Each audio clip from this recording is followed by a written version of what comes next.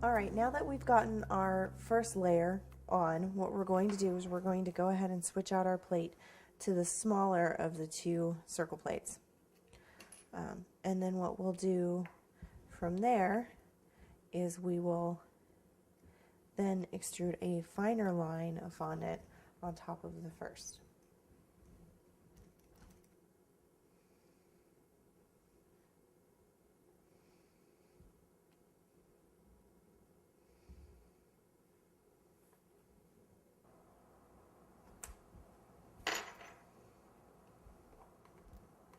So what we're going to do now is we're going to figure out where on the cake we're going to place our frog closures so that everything is attached before we start painting the gold over the white.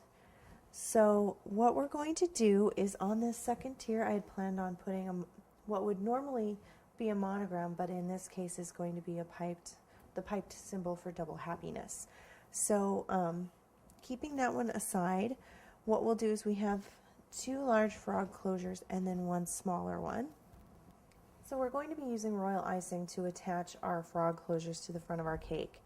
Now when you are putting something on your cake that's rather heavy and you're using the royal icing, which needs to set up before it's really strong, one of the best things you can use to keep that in place are just plain clean straight pins.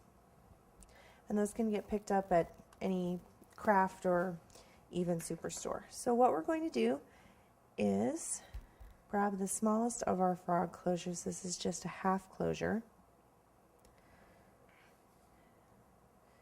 And I want that at the bottom in the center of our tier. So we're just going to put a little royal icing there where the knot is, perhaps even a little more on the piece itself. You don't want to add so much that you can see it though. You can just go ahead and put that right in the middle.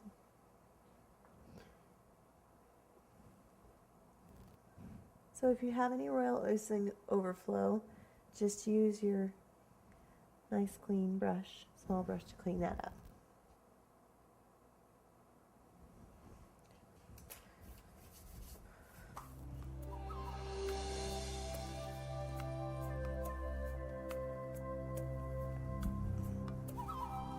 Now we'll go ahead and add our